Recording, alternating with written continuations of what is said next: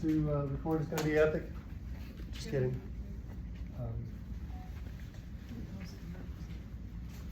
All right.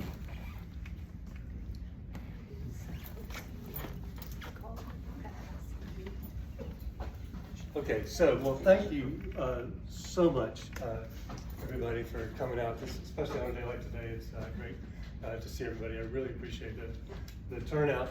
Well, thank you. Yeah. Well, that's the bigger point. Well, and that's the main thing. That's the main thank you I also want to give us to Sketch Staunton for allowing me to take the time to do this. I was talking to Maureen and Karen. It's perfect that it's raining. We all often try to meet inside anyway when it's raining, so here we are in the rain. I've been dreaming about giving this lecture for a long time now, and it really is gratifying to have a group of friends finally that I can give it to, and I really appreciate those people who have come from long distances as well today. I love this picture. I found this picture, stole it from a New York Times article about the painting. Clearly, it's like in a workshop at the Museum of Modern Art, getting, I don't know, cleaned or studied or something like that. But I just love being able to kind of see it, naked like that. And we're going to kind of strip it down today as well. So maybe it's kind of fitting. Let me tell you just a little bit about myself. Most of you know that I'm Edward Hartley. I want to tell you just a little bit about myself to give you an idea of why you might, listen to a word I have to say. Today I have a master's degree in art history from the University of Virginia. I have 15 years experience teaching art history at the college level, both in the classroom and online. When I was in college and when I was in graduate school, I wasn't really into Impressionism, wasn't really into Van Gogh, didn't just like him, just that wasn't my thing. I think I was more into the angst of abstract expressionism, right? But when I finally started teaching back in the mid-O's, teaching survey courses, of course I had to cover Van Gogh, and of course I had to teach, the most beloved painting in the world, right? And so the night before I'm putting together my lecture on post-impressionism, all I've got to work with is just a little reproduction in the survey textbook. Of course, I'd seen the painting many times in the Museum of Modern Art, but this night before the lecture, I'm just kind of looking, using this little reproduction in the book and going online and finding out everything I can that I need to know about Van Gogh and the Starry Night that I didn't know already. But it wasn't actually until the next day when I got to the classroom and threw the painting up on the big screen that I actually did a double take. I'll never forget, to this day, I literally did a double take. Looked at it, looked again, and recognized really that the brightest star in the Starry Night must actually be Venus. I'm a little bit of an astronomy buff. I took astronomy classes in college, and I always kind of like to be aware of what planets are visible at any given time. Like, for instance, now Jupiter and Mars are both visible. And right around this time, when I was teaching these classes, I was living on Johns Island, out in the country, outside of Charleston, and incredible night skies. No light pollution from the cities. First time I really lived in the country like that. And one morning I got a photograph of the crescent moon and Venus with a really basic, digital camera. I still can't believe I got it. And I took it right around the same time. So when I looked at the painting, on the big screen, bigger than that, I'm going to show it to you bigger as we go along. I was just like, Venus was in my head, and I was like, there's all of the stars, as you can kind of see here. All of the stars in the painting are, smallish and yellowish, except for this one right here, which is, quite bright and close to the horizon. And so I was like, oh my God, have I discovered something, right, about the most famous painting in the world that nobody knows, and I had visions of, writing about it and getting a full professorship and buying a house, right? Exactly. So it turns out that people did know about it. In fact, two scholars working independently of each other in the 1980s, a man named Albert Boehm art historian at UCLA, and Charles Whitney, an astrophysicist at Harvard, did independent research to find out whether Venus was actually visible in the south of France in the summer of 1889. Boehm, being an art historian, went to the physics department at UCLA. Whitney was already in his physics department. They were like, let's do the numbers. We know when this painting was painted. It's painted between June 16th and June 18th, 1889. Vincent writes a letter to his sister Will on the 16th, doesn't mention this painting, mentions it in a letter to his brother Theo on the 18th, and does mention this painting. He says, I've got a new starry sky, as he called it. Never actually calls it the Starry Night, calls it a night study, a night effect, and a starry sky. But we know, of course, as the Starry Night. And so they plugged in the numbers, and they found out that yes, indeed, Venus was visible in the south of France in the summer of 1889. And Vincent actually mentions it in a couple of his letters. In one of his letters specifically, he says, which I'll show you an excerpt from in a minute, he says that he sees the morning star first thing in the morning from his window in the asylum. So it was known, but it's not really well known, I don't think. How many of you guys knew that the brightest star was actually Venus? Anybody? Be honest? Yeah, nice. Not too many, right? It certainly wasn't mentioned in the little, 2 paragraphs on the painting in the survey textbook I was using. If it's mentioned in books on Van Gogh and the Starry Night, it's really kind of mentioned in passing as kind of a fun fact. But as far as I'm concerned, it's integral to the proper interpretation of the Starry Night. So I didn't discover Venus, but in my research, I learned a lot about Van Gogh. I learned a lot about the Starry Night. I've been obsessed with it now this was back in 2005 when I taught that first survey class. So I did learn a lot, and what I have learned, and which I'm going to try to tell you about today, is that I believe that the standard interpretation of the Starry Night is wrong. So there you go. The standard interpretation of the Starry Night is that it is a composite image from Vincent's imagination. Those are the key terms that all the scholars use. That he took certain elements from one painting, took another element from another painting, took another element from a drawing that he did perhaps, and then put them together in an imaginative painting from his imagination. And that's what I want to talk to you about today. So first we need to put it in context of Vincent's life and work. I would say that there are probably 4 things that most everybody knows about Vincent van Gogh. First thing everybody knows about him probably is that he was crazy. Right? He spent time in an insane asylum. He cut off his own ear, and he quite possibly committed suicide. The second thing that most people know about Vincent is that he wrote a lot of letters.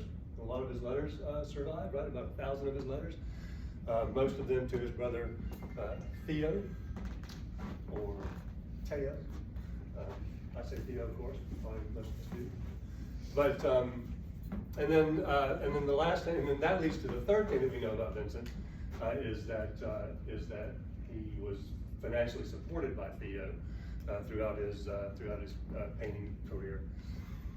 And the fourth thing that everybody knows about Vincent van Gogh, of course, is the paintings. They know about the Starry Night, they know about the sunflowers, they know about the irises, portraits of Roulin and his wife, and so forth.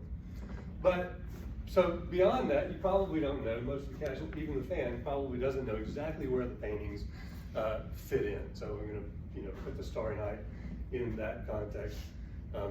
Brief little bio here. Vincent van Gogh was born in 1853 in Holland. First jobs are in art dealerships.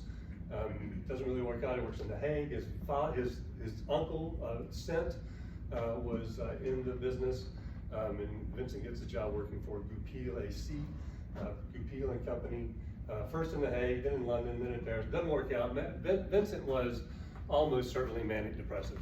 And can't remember where I read it, but one biographer writes that, it might have been I can't remember, but writes that Vincent would discourage people from buying the prints that they were interested in, right? And all his life he was kind of in people's face. We'll talk about his relationship with Gauguin as well. So it didn't work out in the art dealerships. He tried to be a preacher briefly, like his father. His father was a Protestant preacher. That didn't work out. He had too much missionary zeal, the preachers said, and you can imagine him saying, but I'm trying to act like Jesus, and they're like, exactly, right? But that true story, it didn't work out. And so finally, in 1880, at the age of 27, he has sort of an epiphany and decides to become well, I want to say painter, but at first he wants to be a draftsman. He wants to do illustrations for illustrated journals, which were obviously hugely popular in the 19th century. Obviously, and that's what he starts doing. He starts as a draftsman and becomes a painter. In 1880, at the age of 27, first thing he does is he moves back home. So he's kind of ahead of his time in that regard, right? Moves back home for a couple of years with his parents. Moves to The Hague. Gets in all kind of trouble in The Hague, moves back home, and his family's now moved to another town in Holland named Noonan. And then in 1886, he moves to Paris. His younger brother Theo, I think there's a common misconception that Theo was older, because he was more responsible and he was the benefactor. He was Vincent's younger brother, but he's working in the same art gallery system now in Paris that Vincent had been working in at Goupil. And so Vincent goes to Paris in 1886, and that's where he is first exposed to Impressionism, and his palette just explodes with color, obviously. And then in 1888, he moves to the south of France in February of 1888 for the sunlight to paint Impressionist paintings, style paintings with the sunlight. February 1888, and then he's going to die in July of 1890. And all of the paintings that you know about by Vincent van Gogh, except for the Potato Eaters, so 1885, all the paintings that you know about Vincent come from these last 2.5 years of his life. It's remarkable. The sunflowers are from the summer of 1888. Starry Night, of course, is from the summer of 1889, and so forth. Huh.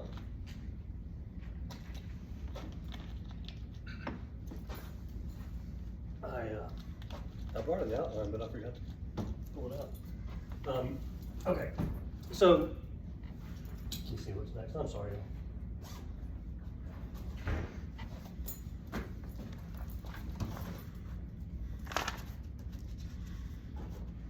Okay, that's right. So Gauguin comes down to visit him, obviously, famously, in October of 1888.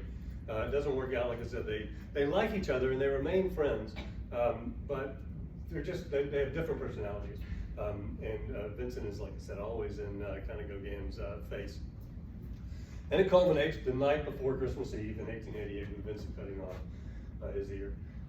Vincent developed at that point another malady, temporal lobe epilepsy, in addition to and separate from his bipolar disorder and temporal lobe epilepsy. The best description I've ever found of it is oh shoot, what's this woman's name? Karen Armstrong, the religion writer. She has it, and she wrote in her autobiography, The Spiral Staircase, about temporal lobe epilepsy. And she talks about she was living with some people. She was renting their attic apartment, and she came downstairs to make a cup of coffee. Went upstairs to keep on writing her book. Came downstairs about 10 minutes later to make a cup of coffee, another cup of tea, I think probably. She's English, and the matron of the house is like, already? She goes, what do you mean? She goes, you just got a cup of tea, and she completely blacked it out. So Vincent doesn't have any memories of cutting off his ear. He called these episodes attacks, and they usually knocked him out for like a month. Wow. Even in the event of it, he's unconscious. But then he really can't do anything. He's incapacitated, knocked out for the next month. He doesn't paint during those periods. So that's another thing to keep in mind. So we have this image of Vincent as the expressionistic painter, and we think that it has to do with his mental disorders, but he could not paint when he was having these attacks, and in the aftermath of these attacks. His expressionism really comes more from his manic depression, I think. It comes more from his agitated brushstrokes, really, than from painting imaginative visions. That's kind of that's what we're going to talk about today. So Gauguin comes down, hightails it out of there right after Vincent goes back to the north of France, to Brittany, right after Vincent cuts off his ear. And then Vincent spends the first 5 months or so in Arles, in the hospital, in the regular hospital in Arles. And then on May 8th, 1889, excuse me, he moves into the lunatic asylum, as it was called, in Saint-Remy, just outside of the town of Saint-Remy. Saint-Remy is about 16 miles northwest of Arles, down in the south of France, not quite down to the coast. He was going to go to Marseille, but he settled in Arles, and then he spends a year, almost exactly a year, in the insane asylum at Saint-Remy. The first picture that he paints in the insane asylum, on the first day, I mean, he checks in on the 8th, his first letter to his brothers on the 9th, doesn't write a lot of letters that month, doesn't paint a lot of paintings that month, that first month. He's not actually allowed out outside the walls of the asylum the first month, but the first day he shows up, this is in the courtyard of the asylum, the first day he shows up, he paints this amazing painting, famous irises in the Getty Museum. And my feel is, I imagine him checking in and he wants to show all these people what he's capable of, right? And obviously he's capable of quite a lot. Questions? He's given 2 rooms, one to live in on the second floor, one to paint in on the ground floor. And he writes the second and third letters to his brother. He writes, through the iron barred window I can make out a square of wheat in an enclosure, a perspective in the manner of Van Goyen. Van Goyen was a 17th century Dutch landscape painter. Above which in the morning I see the sun rise in its glory. And then a couple of weeks later he writes, this morning I saw the countryside from my window a long time before sunrise with nothing but the morning star. So there it is, there's Venus, which looked very big. I think when I read these things, I think Vincent was an alcoholic, but he hasn't been drinking now for a few months. Stopped drinking when he was in the hospital in Arles. So I just get the image of, how alcoholics, when they quit drinking, they all of a sudden their circadian rhythms have changed. They're waking up early in the morning, and so here he is waking up really early in the morning before sunrise to see the sun rising and the morning star. Vincent paints the view from the window of his room in the asylum at Saint-Remy 14 times. Isn't that an incredible painting? Mm-hmm. Love this painting, absolutely love this painting. In Copenhagen, I'm going to refer to this painting, I'm going to refer to it as Copenhagen as we go along, but he does 14 paintings of the view from his window facing east. There are 3 elements that are going to appear in all 14 paintings, 15 if you count the Starry Night. But there are 3 elements that are going to appear in all 14 of the paintings. The wheat field, which he mentioned in the letter, remember he said he saw a square of wheat. The wheat field in the foreground, the stone wall in the middle ground, and the gentle slope of the Alpilles Mountains in the background. The Alpilles were a subrange of the Alps. It's kind of interesting. One of the 14 paintings is in Richmond. And what's also interesting is that it's basically a copy, except for the colors, it's basically a copy of Copenhagen. You see this little crescent-shaped cloud, or maybe that's supposed to represent wind. That's in Copenhagen. Wow. The 3-backed camel, if such a thing exists, is also in Richmond. The wheat field, the stone wall, the Alpilles, it's all there. So this little painting, it would be more appropriate to show you slide this big, because this painting is tiny. It's 8.5 by 13. Wow. About that big. But it's in Richmond, and kind of give you an idea of how big it is. Take a look at the text box here. Yeah. See, and the other one there is one of his paintings from Paris. These were both owned by Paul Mellon and Paul and Bunny. But that was from Paris, and that was even smaller. Mm-hmm. But again, just absolutely. Oh, and there's the Copenhagen picture in the museum. This is actually, I haven't been there. This is a screenshot that I got from the Copenhagen website. The Nye Carlsberg Hotel. Maybe a Saison on the right. Edward, Hey. I was wondering, do you think that little one, since the cloud is the same shape and everything, do you think that was like a small study and then he decided to do a larger one of the same? That is an excellent question. Yeah. Now the answer is going to be no. But that's only because Vincent made copies of a lot of his paintings. Okay. And he doesn't actually mention the Richmond painting in his letter, so I don't know for a fact. Right. But he made what he called repetitions. Like there's 5 sunflowers around the world, but 2 of them were the originals from the summer of 1888, and 3 of them after he has the attack in December of 1888. Like I said, he's incapacitated after those, and often the first thing he'll do when he comes back is just do copies of his other work. Now that's not the only time he did repetitions, but that just gives you an idea that he's doing repetitions. So the 3 other sunflowers are repetitions or copies. With a different color scheme, yeah. Exactly, different color schemes in this case. One of the sunflowers is in Philadelphia, but it's one of the repetitions. But thank you, Lindy, for that question. Again, love this picture. Can you kind of see the wind whipping there? Yeah. In the wheat field? Yeah. Vincent was, of course, the south of France is known for what? Anybody? Mistral. The Mistral, that's exactly right. The heavy winds that whip down from the north. And Vincent, they gave Vincent no end of grief. He has his second attack, his first attack in the asylum in July, about a month after he painted the Starry Night, because he's outdoors. He talks about anchoring his tripod, his easel into the rocks, he has an attack when the Mistral really comes in and blows all of this stuff away and knocks him out for another month and a half. He writes to a friend, he goes, everything's going great, and then down like a brute. Literally, those are his words. Vincent's letters, let me just say, have been translated. They're all online now.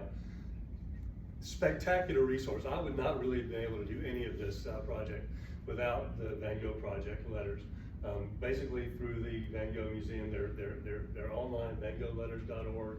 They're annotated. They are you can toggle back and forth between the original Dutch and French or the English translation. You can even toggle to a facsimile of the letter itself. Amazing source, and so it's nice to be able to kind of quote the letters like that. So we have the 3 elements that I talked about: the wheat field, the stone wall, and the alpeel. And then there are 4 buildings in this painting that are going to show up in varying numbers in every one of the 14 paintings of the view. There's 2 buildings on the left and right that are kind of nondescript, and so I'll refer to those buildings as left and right.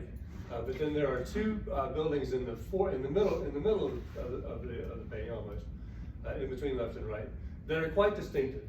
The lower one, just on the other side of the wall, has kind of an asymmetrical gable, and so I'll refer to that one as asymmetrical. And then there's one in the background that looks like it's got an anteroom, kind of a main building, and then a building in front.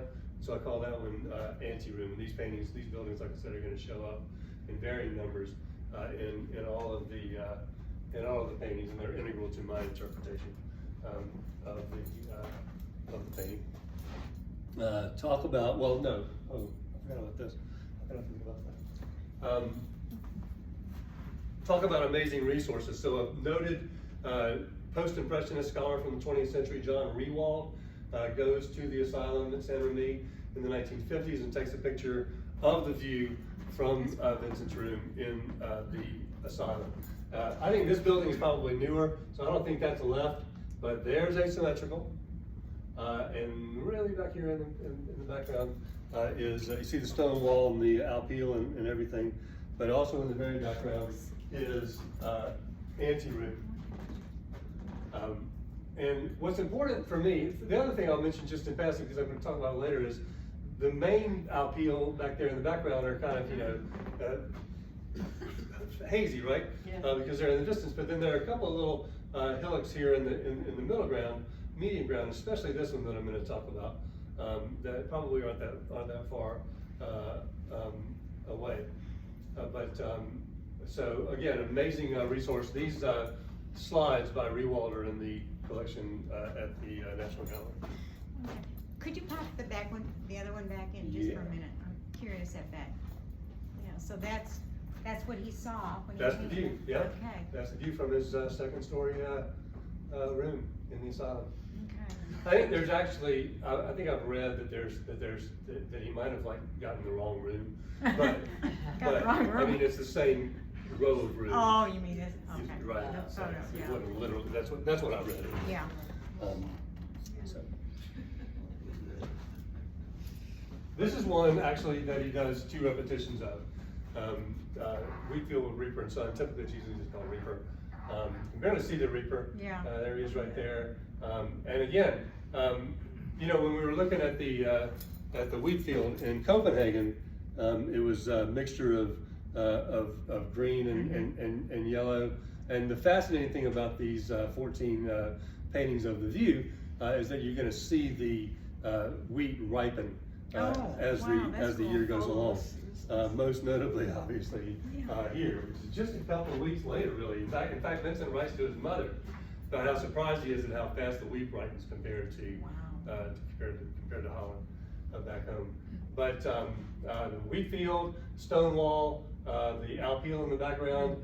Note the location of the sun, because the sun, as the seasons progress, the sun is going to start to rise farther south as it does, and then at least left and right and anteroom, and possibly asymmetrical. It looks like asymmetrical might be there. It's hard to tell. I've never been. This painting is in the Kohler Mueller Museum in Otterlo, which is about an hour east of Amsterdam. There are 2 great Van Gogh museums in the world. The one obviously is the Van Gogh Museum in Amsterdam. How many of you guys have been there? A few of you, I figured. I had not. Founded by Vincent's nephew, Theo and Joe's son, Vincent, named for his uncle. But then there's another one in Otterlo, a collection put together mostly by a woman, Helene Kohler-Mueller, and her husband. And they have probably just as many masterpieces of Vincent's work. So if you ever do go to Amsterdam to go to the Van Gogh Museum, make sure you go to Otterlo as well. Make sure you take me along. And I have a great quote from his letters about this painting. He says, he writes to Theo, he goes, work is going quite well. I'm struggling with the canvas, begun a few days before my indisposition. Remember I told you he had a second attack in July? So he started this painting in June and finished it in September, right? But he writes, work is going well. I'm struggling with the canvas, but begun a few days before my indisposition. A Reaper. The study is all yellow, terribly thickly impasted. Impasto, building up paint like icing on cake. But the subject was beautiful and simple. And then I saw in this Reaper a vague figure struggling like a devil in the full heat of the day to reach the end of his toil. I then saw the image of death in it, in this sense that humanity would be the wheat being reaped. But in this death, nothing sad. It takes place in broad daylight with a sun that floods everything with a light of fine gold. I mean, everything's yellow in this painting. The Reaper's yellow, the sky is yellow, right? Yellow is Vincent's favorite color. He lived in the house that he rented in Arles, was painted yellow on the outside, and painted yellow on the inside, called the Yellow House. And of course the sunflowers. And at one point in one of his letters, he talks to Theo about about reaching that high yellow state. Those are his words from the summer of 1888. So yellow must have something to do with his personality, with his mental state as well. Does one in the rain, which is amazing. It's in Philadelphia. Isn't that great the way Yes, it creates the rain effect? Wheat field now in November, so it's becoming fallow. The stone wall, the alpeel. There's right, no left, and there's asymmetrical. You guys see how the gable's asymmetrical, right? And then, but no anteroom. But that's okay because it's raining, so the things in the distance are going to be more hazy. That's not the way it works. That's right. But out of, not as distinct. This one is in Philadelphia, and here's another picture that looks like Monet on the left, and I guess Cezanne on the right. Philadelphia Museum of Art, and then this amazing painting. Wow, exactly. I said it better myself. Wow. Notice how the sun is farther to the south now because it's December.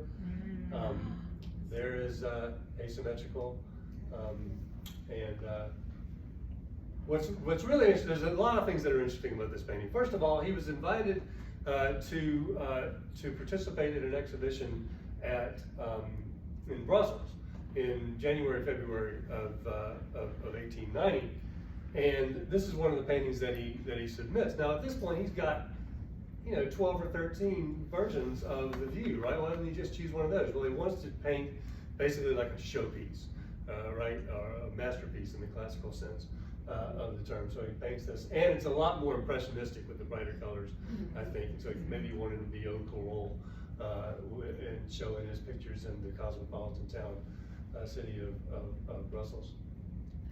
The other interesting thing about this painting is that it was owned in the 20th century by none other than J. Robert Oppenheimer.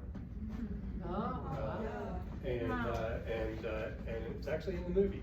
I looked for it. Kind of thing that only somebody that's obsessed with this would look for. But when I found out, that they were doing a movie on Oppenheimer, I was like, well, I wonder if they're going to show his painting, and they do. Christopher Nolan puts the painting in the dining room of Oppenheimer's. How large is it? House. Oh, I'm so glad you asked that question because Wrong. No, this one's right. It's 29 by 36. Okay. Which was Vincent's favorite size. It was known as a number 30 canvas in France. That one, Rain, is 29 by 36.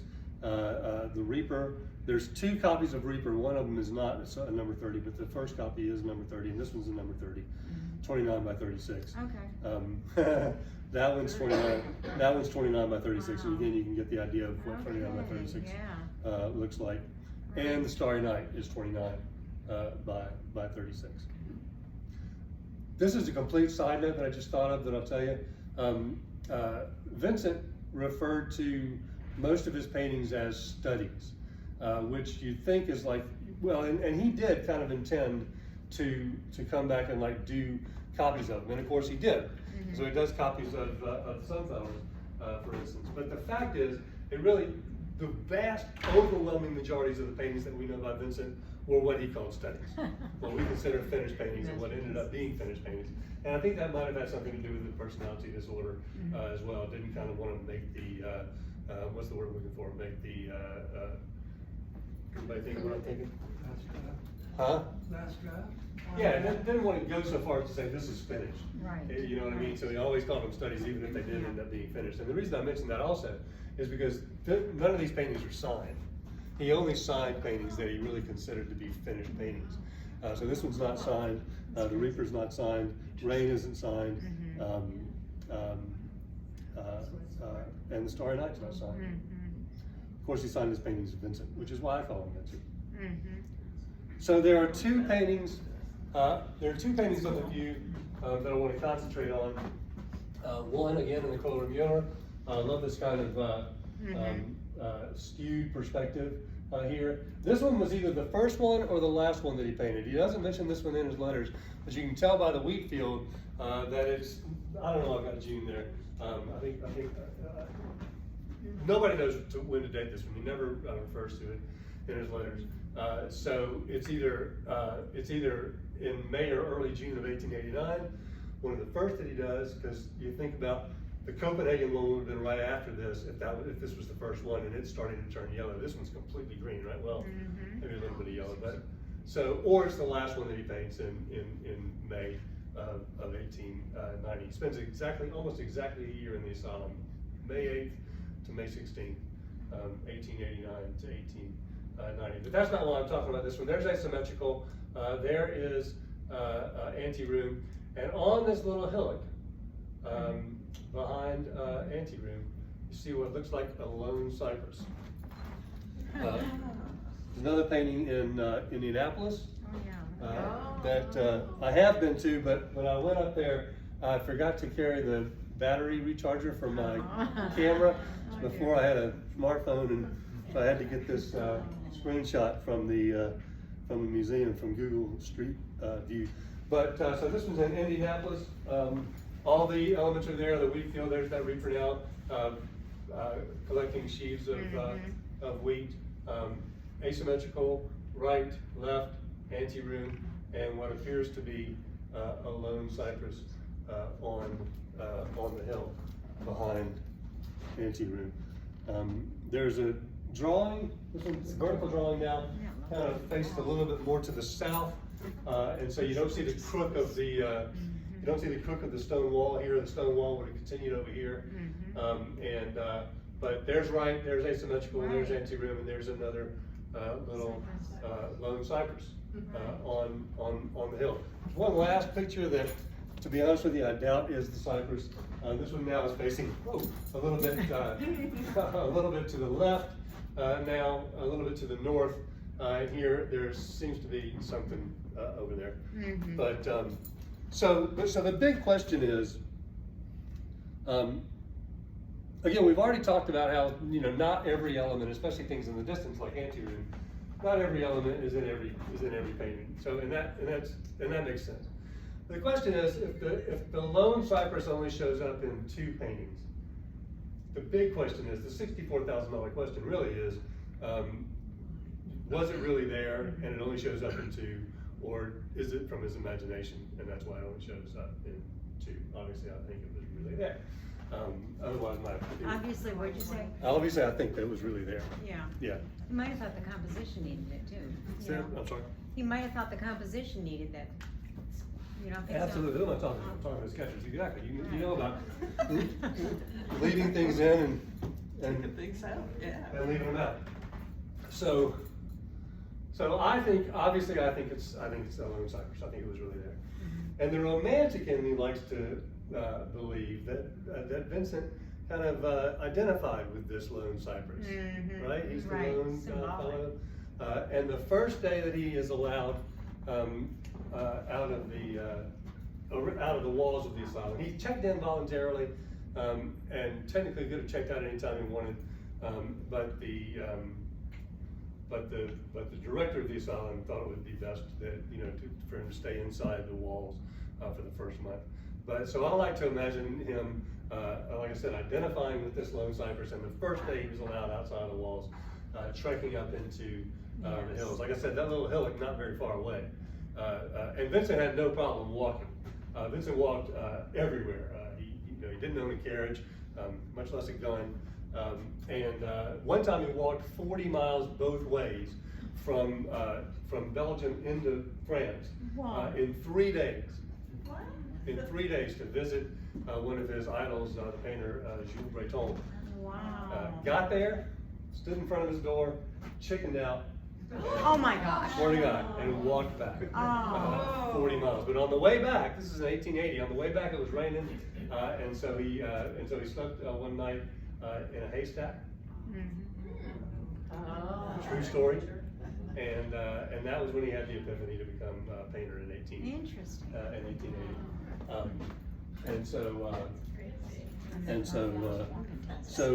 So I like to think that he didn't have any problem walking. however far that little hillock was, to find his kindred spirit, the cypresses. When he got there, he found out that there were. When he got there, he found out that there were 2 cypresses. No big deal. I mean, they're going to look like one cypress right from the distance, but 2 cypresses, a big guy and a little guy, or a big woman and a little girl.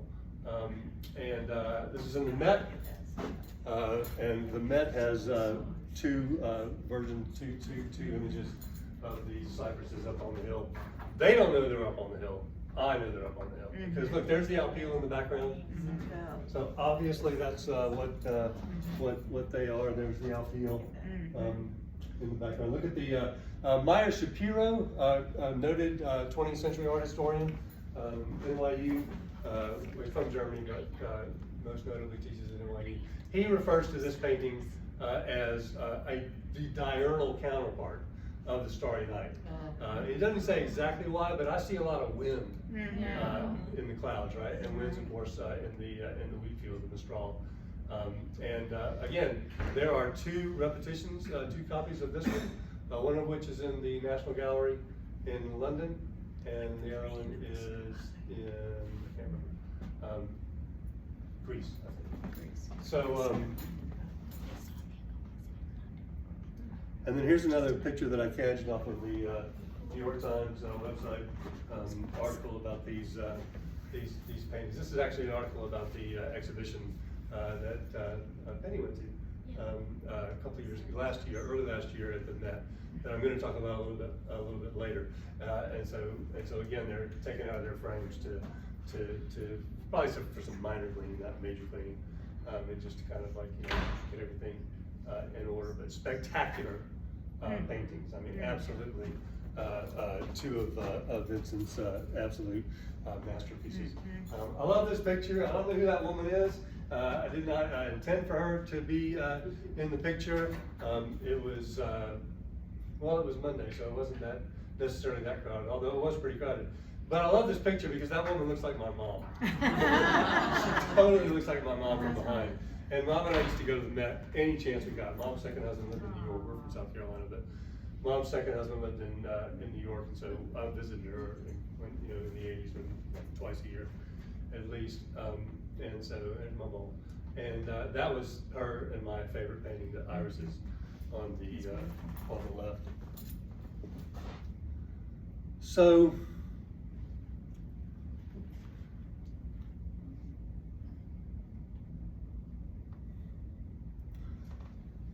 Okay, so the standard interpretation of the Starry Night is that it is, like I said before, a composite from Vincent's imagination. And here's Alfred Barr. Alfred Barr was the first director of the Museum of Modern Art, and he writes in the MoMA Bulletin when they get this painting, when they acquire this painting in 1941, he writes, "More than any other Van Gogh, it is not so much a transformation of reality as fundamentally an imaginative vision, the elements of which reveal the unique and overwhelming vision of a mystic, a man in ecstatic communion with heavenly forces." Maya Shapiro again writes that this is one of Vincent's rare visionary pictures inspired by a religious mood. Ronald Pickvance, in the 1980s, there were 2, I wonder if anybody went to these shows, there were 2 blockbuster shows at the Met in '84 and '86. My mom and I actually went to the second one. It was guest curated by an English art historian named Ronald Pickvance, and he wrote the catalogs for it.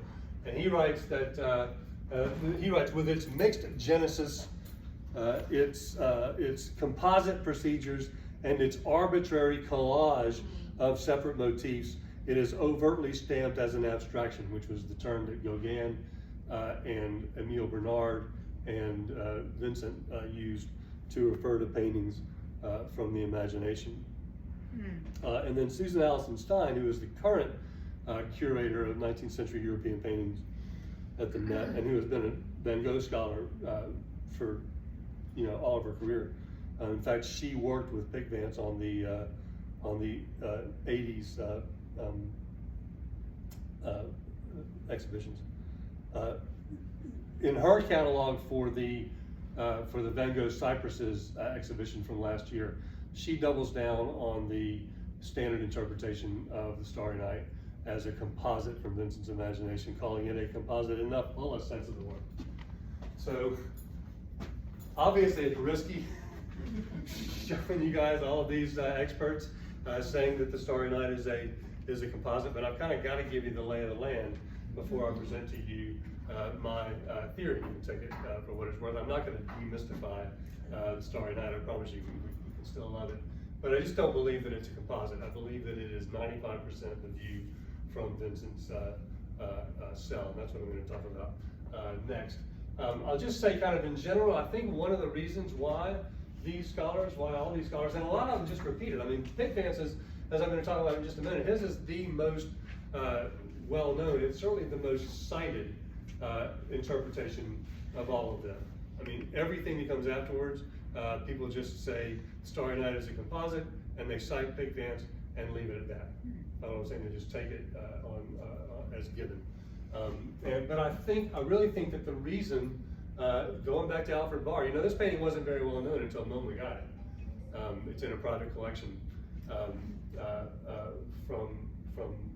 the time it was made, because it was, anyway, until 1941. But so anyway, so he's establishing the interpretation right here in 1941, and I think that they're calling it a painting from his imagination, ecstatic visions, all that kind of stuff.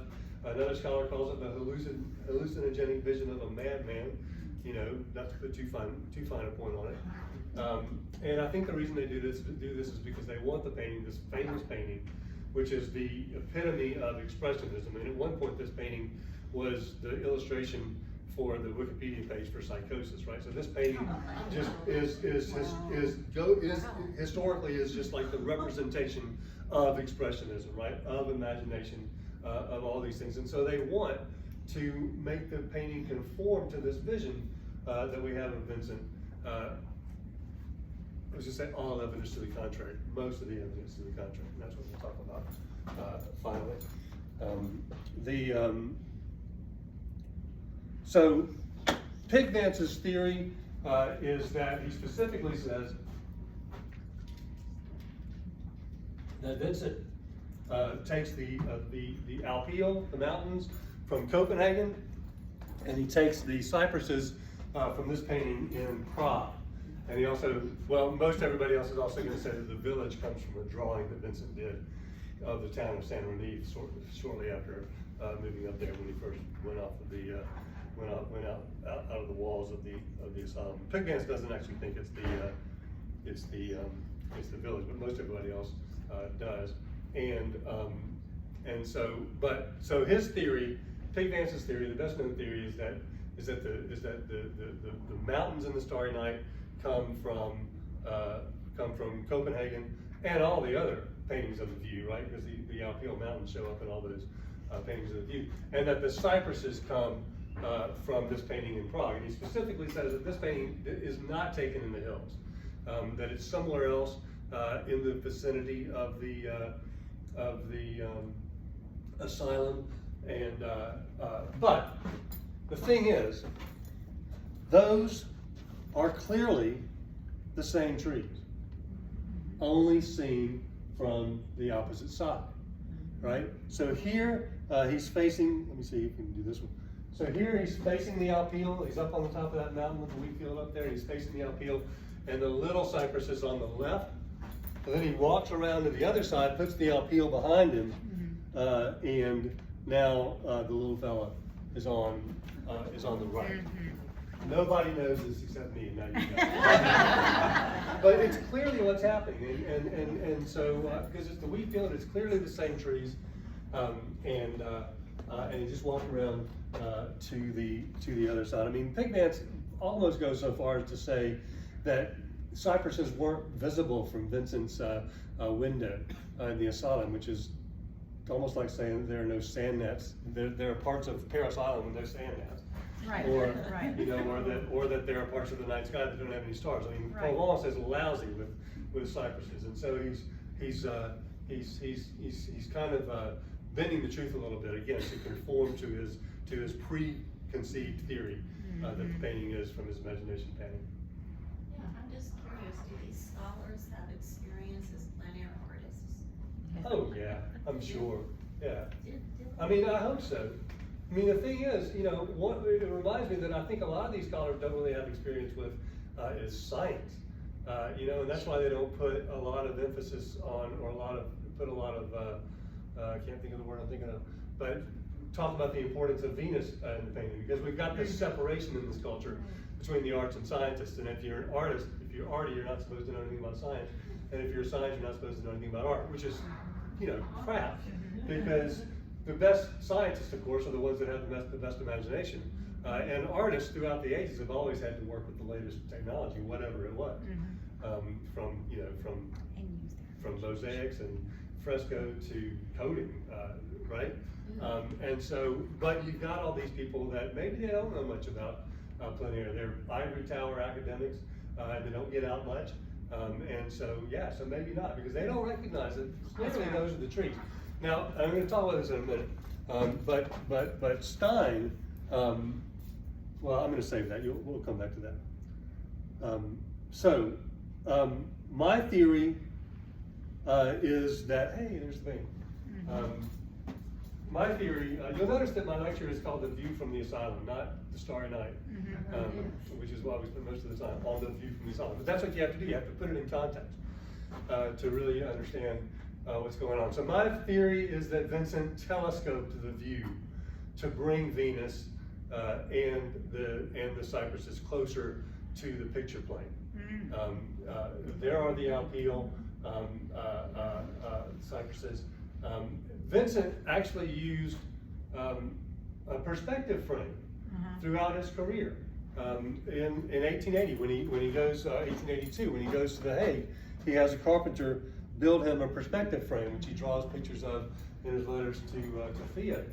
So here's Vincent using a scientific mechanical device, which again kind of goes against the idea of him as the expressionistic, the prototypical expressionistic painter. Again, I think his expressionism comes from his brushstrokes, from his agitated brushstrokes, and not really from coming up with paintings from the imagination.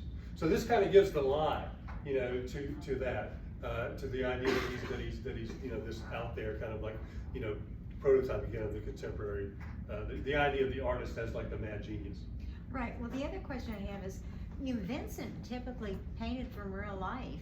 I mean, you know, so how many paintings did he do from his imagination? Would this be the only one that they're suggesting? You can count probably on about 2 hands, and I'm specifically going to talk about that in a minute. Okay. So but you're absolutely right, and I'm glad that you know. Well, that. another thing is when he got to the top of the hill, and you were saying he went on the other side of the tree. Is it possible, if that's the view you said he got with the telescope, that he would have seen that and brought it back to, you know, his studio? Maybe even done a pencil sketch of it or something. Maybe. Now, I should clarify, when I say telescopes, I just kind of mean it in a metaphorical sense. Okay, that he's, and that's what I want to talk about next. So I don't know the answer to that question. But so he probably didn't have the perspective frame in the Asylum with him. But all he would have had to do, to your point, is to back up in the room and use the window as the perspective frame, right? If you're standing close to a window, you guys know, if you're standing close to the window, then you see more. But if you pull back, then it's gonna give you a little frame, right? And a window is the metaphor that for linear perspective going back to Alberti. You know, in the 1430s, when Brunelleschi and Vincent Alberti codifies it and writes about it. And he specifically uses the word window as a metaphor for perspective. So Vincent did not have to have the perspective frame. There are a couple of elements again that are imaginary. First of all, the moon. Boehm and Whitney both determined that the moon in the middle of June, on June 18th, specifically in 1889, was waning gibbous. So it would have been visible the night before, or maybe around midnight. If this is first thing in the morning, that moon's not there. But that's not a real moon anyway. That's a stylized moon. That's right. It's just like he wants to add a moon. Yeah. You know, almost like a kid would draw a moon, right? Right. And the stars. The stars. Boehm actually kind of thinks he can see Aries, but I mean, who can identify Aries? I mean, there's like 6 constellations that people know. Aries is like 2 stars, literally. And Whitney reads Boehm and says, But so the moon and the stars are one imaginative element. They're just kind of filled in. He did paint this in the daytime in his studio, which a lot of people make a big deal out of. But you know, he painted a lot of pictures in the studio after other pictures, and so I don't think that's a real big problem. And then of course the village is imaginary. The village didn't exist there. Again, probably based on a drawing that he did of San Remi on another day. But there is, and then of course I believe that the cypresses were actually part of the view. But there's one element that again, none of the scholars that I have read see this element. Does anybody see what it is? It's kind of hard to see because it's cut off. Oh, the house? The empty room. Anteroom. Right? Right, which is part of the view. Right, right. And so he just fills it in, you know, randomly with some houses. He didn't particularly like this painting. It's kind of one of the great ironies of Western culture. That's funny. So only two elements, as far as I can see, that are imaginary: the moon and the stars, and the village. But overwhelming proof, I'm going to say, that it's actually the view, kind of telescope from his window. This is a picture of. This is a detail of the painting in Indianapolis, which it's kind of fun just to do this. It's kind of a miniature Starry Night, right? I will admit that in the Starry Night, the lone cypress is in Starry Night. It's in front of Nancy Root. I'm going to chalk that up to. What, is that oil? A little oil? No, it's a detail from the painting in Indianapolis. Yeah. And then that's me before I had long hair and that's you? And a beard. You don't look like you. And I don't know how to take that. Look at that. And before you give me a hard time, the painting's behind glass. But what's most remarkable is how I got it. I mean, this is what it looked like that day. Oh my gosh. This was Saturday. Wow. This was Saturday at MoMA. So it was packed. So the fact that I was able to get that picture at all. You want to know the other thing? The first picture, my old girlfriend Peggy took this picture, and the first one she got was because I had to go up there real fast, point at it, get the picture, and come away. And the first one was blurry, so I had to go do it again. Right?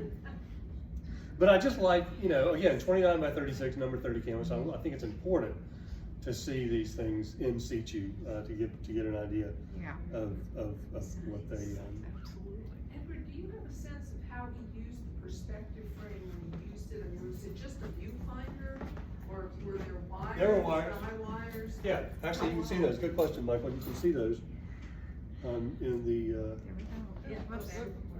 Did I pass it? Yeah, there we go. And I love it, the picture of wires.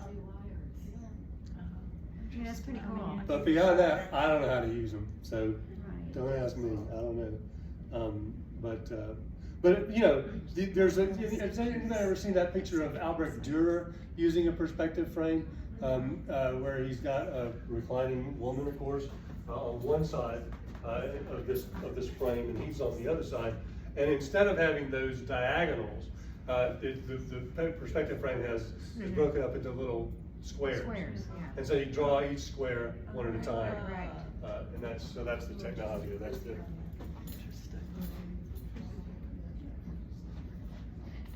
So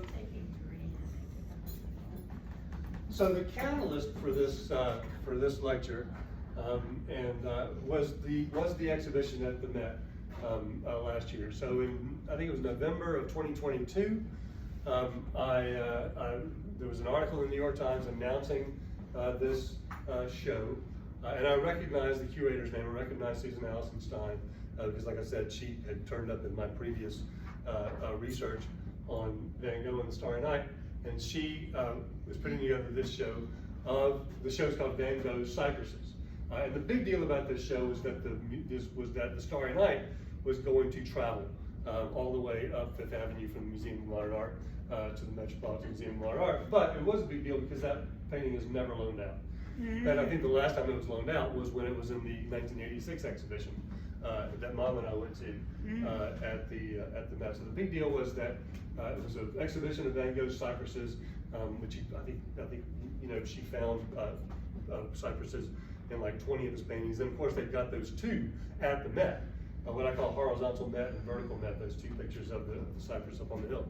So when I read that there was going to be this exhibition, I was like, well, I know they're going to repeat the standard interpretation of the Starry Night. And so, like I said, I've been kind of doing research on this, well, since that first day in 2005, so almost 20 years. I guess not consecutively, but in 2014 I wrote the Wikipedia page for the Starry Night, and I had ideas of writing some kind of book, using the Starry Night and using these interpretations of Van Gogh in a larger book about the problem of the artist as the solitary genius, which goes against, Michelangelo wasn't a solitary genius, Leonardo was a scientist, yada yada. So the book obviously never happened. But when I found out about this exhibition, I was like, well, I need to at least get the kernel of my theory down on the record. So I wrote a 43-page essay, mailed it to Susan Stein, and said, I respectfully submit this for inclusion in the catalog essay for your upcoming show. And I mean, I knew it wouldn't get in there, obviously, but you have to shoot for the stars and let her know, how important you think your essay is. I actually did get a call from one of her assistants saying thank you, but of course, she goes, it was funny, she goes, I didn't take the call because I didn't recognize the number, and she said, we thank you for your interest and your contribution. She goes, of course, the catalog is already, and she pauses, she goes, already about to go to press. And I was like, all right, no problem. Yeah. But anyway, I did it, and I got it out, I wanted to get it on the record, and then I bought the catalog and read Stein's essay, and as we saw before, she says it is a composite in the fullest sense of the word, so she doubles down on it. What's interesting is she ingeniously finds the two cypresses. You see them there? The big guy and the little guy? In this painting in Bremen, which is painted around the same time, and there's Anteroom. And so she says that she agrees with Pigvance that the cypresses come from the Prague painting.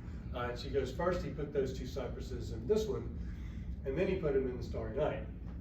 But what's frustrating is she doesn't recognize that these cypresses are in her own paintings at the Met. And this is a screenshot of the video of the show last year. And here you see this is another.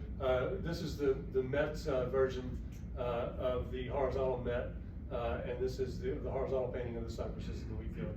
And this one is in the National Gallery. And I think the vertical version is here. That's not it. That's another painting.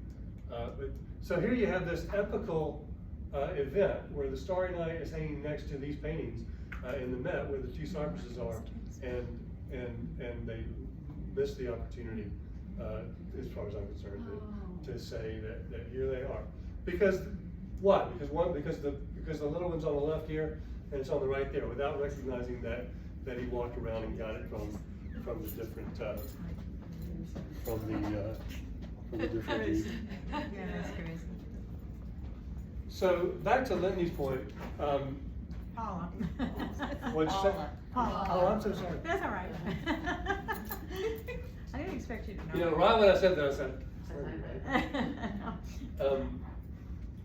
so Vincent did not like to paint from the imagination. He talks throughout his letters of the importance of painting from nature.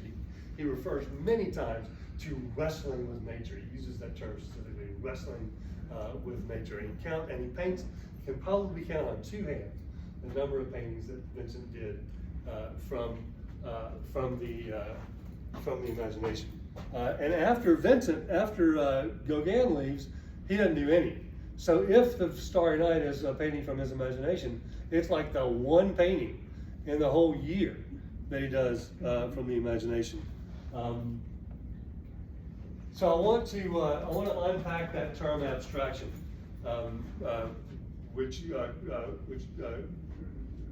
Pig Fancy used, and it was the term that Gauguin and Bernard and Vincent used to refer to paintings from the imagination. So this is a letter from Gauguin to his friend Emil Schelfenecker, another painter of no renown, but he writes, Gauguin writes, a hint, don't paint too much from nature. Art is an abstraction. He uses the same expression in a letter to Vincent, art is an abstraction, but he doesn't use the exclamation point. So art is an abstraction, study nature, then brood on it and treasure the creation which will result. And then he writes to Vincent, he goes, your idea for an exchange, and this was Vincent, in summer of 1888, when Vincent was in Arles, and Gauguin and Bernard were in Brittany, in Pont-Aven. Vincent says, hey, I got an idea. So Vincent's like always gung-ho, right? He's like, y'all paint portraits of each other, and then you can trade them, we'll do exchanges. Vincent was always talking about doing exchanges. Of course, painters in those days, and probably still today, did exchanges a lot anyway. But he had this idea for an exchange of paintings. And Gauguin writes, your idea of an exchange to which I haven't yet replied appeals to me, and I'll do the portrait that you want, but not yet. I'm not in a fit state to do it. Seeing that it's not a copy of a face that you want, but a portrait as I understand it. I'm studying young Bernard. Bernard's like 21 this time. Gauguin is like 42, Vincent's 37, 41, 36. He goes, I'm studying young Bernard and I don't have him yet. I shall perhaps do it from memory, but in any case, it will be an abstraction. Here are two of the paintings. I don't have the one that Bernard did, but there's the portrait that Gauguin did of himself, which is kind of an abstraction. The background, I don't know, maybe that's wallpaper, but I also think it's possible that it's just a decorative background. They also use the term abstraction just to talk about like broad planes of color, not using trompe l'oeil color as Vincent calls it. So not just paintings from the imagination. They obviously didn't mean the term in the 20th century sense as non-objective paintings, but it's close. But anyway, here is Gauguin's self-portrait with Bernard in the background. He titled the painting Les Miserables because he's fashioning himself as Jean Valjean. Jean Valjean talks about that in his letter to Vincent. And then there's Vincent's portrait from around the same time, where he compared the south of France. He compared the Midi to Japan. He was into Japanese prints, and he was all about Japan when he was down there. He writes to his brother. He goes, it's just like being in Japan, which of course neither of them would ever been. But then he paints himself with these, totally politically incorrect Asian eyes. Jan Holsker was one of the two people who did a catalog raisonné of Vincent's work. The other one is a man named Jacob Bayard de la Faye. And so you've seen all along probably these numbers down there. That's the number in the de la Faye catalog raisonné, and that's the number in the Jan Holsker catalog raisonné. So Holsker in his catalog raisonné writes, he goes, the truth of the matter, which scarcely needs any further corroboration here, was that Vincent was at his prime as an artist when Gauguin joined him. That under Gauguin's influence, he did make a few imaginative paintings, but regarded them as a sideline and soon turned away from them to devote all his energy to painting portraits. And that the synthetist style, which was Gauguin and Bernard's term for their style of painting, is scarcely traceable in the work that Vincent did after Gauguin's departure. So again, we're talking about the Starry Night as an imaginative painting. It's one in a whole year when he doesn't do any imaginative painting. Vincent, these are worth it. I'm going to read these for you. These are the times, and I'm not cherry picking these. These are all the times that Vincent uses the word abstraction, which gives you an idea of how much he believed in painting from the imagination abstractions as compared to Gauguin and Bernard. Vincent writes to Bernard, he goes, I never work from memory. He goes, later, after another 10 years of studies, all right, but in very truth, I have so much curiosity for what's possible and what really exists that I have so little desire or courage to search for the ideal, insofar as it could result from my abstract studies. Others may have more clarity of mind than I for abstract studies, and you might certainly be among them, as well as Gauguin, and perhaps myself when I'm old. But in the meantime, I'm still living off the real world. I exaggerate, I sometimes make changes to the subject, but I still don't invent the whole of the painting. On the contrary, I find it ready-made, but to be untangled in the real world. That's cool. Well said. Yeah, he writes, when Gauguin was in Arles, that was in the summer of '88. This is in the fall of '89. He writes, when Gauguin was in Arles, I once or twice allowed myself to be led into abstraction, as you know, in a woman rocking a cradle, a dark woman reading novels in the Yellow Library. And at that time, Vincent writes, abstraction seemed an attractive route to me, but that's enchanted ground, my good fellow, and one soon finds oneself up against a wall. I'm not saying that one may not take the risk after a whole manly lifetime of searching, of fighting hand to hand with reality, but as far as I'm concerned, I don't want to rack my brains over doing that sort of thing. He writes, however, once again, I'm allowing myself to do stars too big, etc., new setback, and I have enough of that. Now this, some scholars say that he's talking about the Starry Night here, although this painting was painted this letter was written in November, 5 months after he painted the Starry Night. And if anything, he's just referring to the stars, not the whole painting. A couple more, I think they're worth it. So at present, he writes same letter. He goes, I'm working on the olive trees, seeking the different effects of gray sky against the yellow earth, the dark green note of the foliage. Another time, the earth and foliage all purplish against the yellow sky, then red ochre earth and pink and green sky. See, that attracts me more than the so-called abstractions, Vincent writes. And if I haven't written for a long time, it's because I'm struggling, because I'm having to struggle against my illness and to calm my head. I hardly felt like having discussions and found danger in these abstractions, found danger in painting pictures from the imagination. Last two, he goes, if I continue, certainly I'm in agreement with you to Theo, that it's better to attack things with simplicity than to seek abstractions. What I've done, he writes, is rather harsh and coarse realism beside their abstractions. And so just kind of give you an idea of where Vincent falls on the notion of painting from the imagination and painting abstractions. You guys doing all right? About 5 minutes left? So we can't leave this painting without talking about the swirls. Yeah. Right? What are the swirls? Anyone? What do we think the swirls represent? Hey! You guys been reading my notes. Cosmic energy, right? Right. This, I think, probably the most popular besides wind is that they somehow represent a spiral galaxy. Talking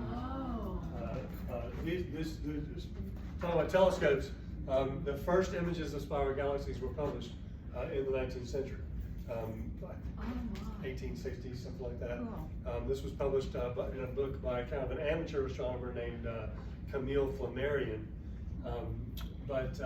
And Boehm says the swirls are either a comet or a spiral galaxy. But remember, Boehm's the one that's not the astrophysicist, he's the art historian. Whitney reads Boehm's, I think he said he read it, he was given, I might be thinking about something else, but he was given it in manuscript.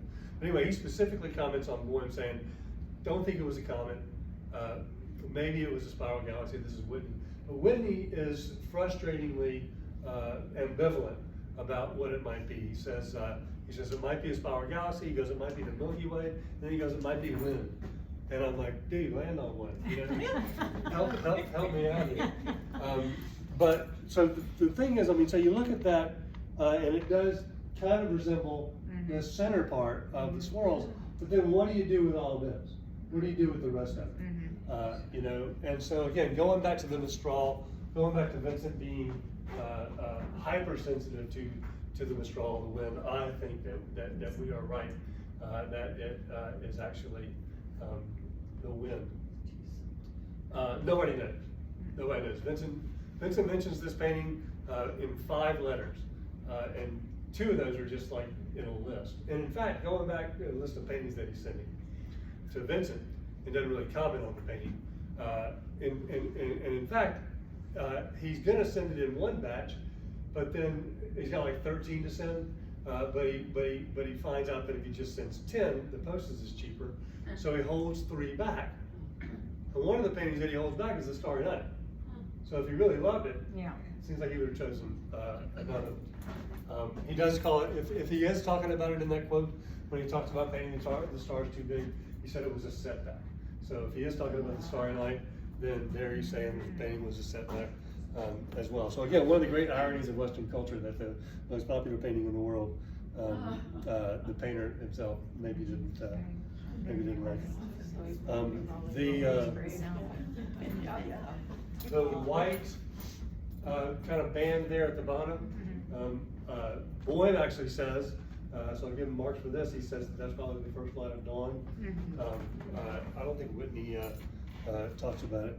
And then here is my photograph that I took that morning on John's Island with the crescent moon and Venus, some other stars. Oh, that's Aries.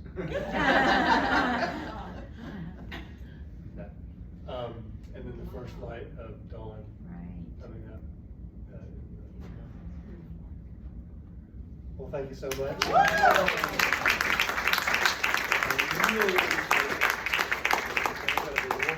Lecture for the longest time, and now I finally got a group of friends. Excellent, thank you. Questions, Daisy? Well, it was more a comment about, you said Vincent looked for his high yellow. Yeah. And when they've done studies on people with clinical depression, they see in blue and green and gray, and they almost can't see yellow. Huh. So when people talk about being Did you say blue, depression, studies of depression? like clinical depression, Right. people with clinical depression, Right.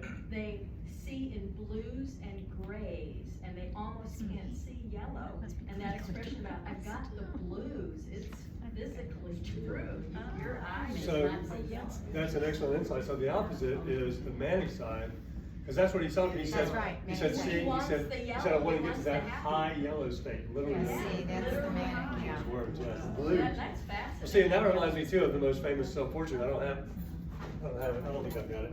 The one in the Louvre, self-portrait by Vincent with the blue background, the swirling blue background, which always you want to say that shows his depression because he's got a really intense look on his face, and so there's the blue aspect. Any other questions? Yeah. Yeah, that's an excellent question. That's a whole other lecture. Or the second half of this lecture, the Starry Night over the Rhone, which is in the Musée d'Orsay. And what's interesting about that one is that it's got the Big Dipper in it, but he moved the Big Dipper from the north to the south to accommodate it in his painting. There's no landscapes, they're like just the sky. Oh no, yeah, the Rhone and the so it's a riverscape. And gas lamps. Yeah, Tim. Why don't you teach that one next month?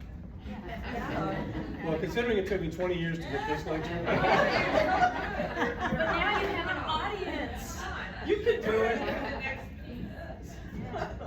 Actually, I think my next lecture is about my postcard series I was telling you. Oh, good. about that. Maybe in the spring. I've hit on this idea of telling a story through a series of postcards. And over the last 2 or 3 years, I've sent over 300 postcards.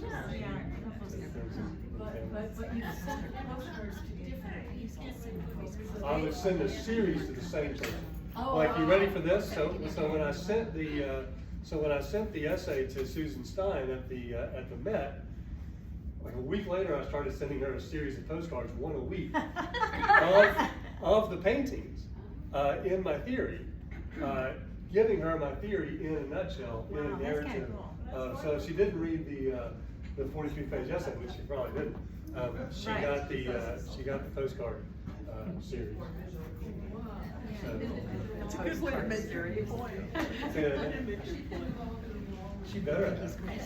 Thank y'all, thank you so much. Thank you so much. So yeah, maybe in the spring I'll do that, I'll do that next week.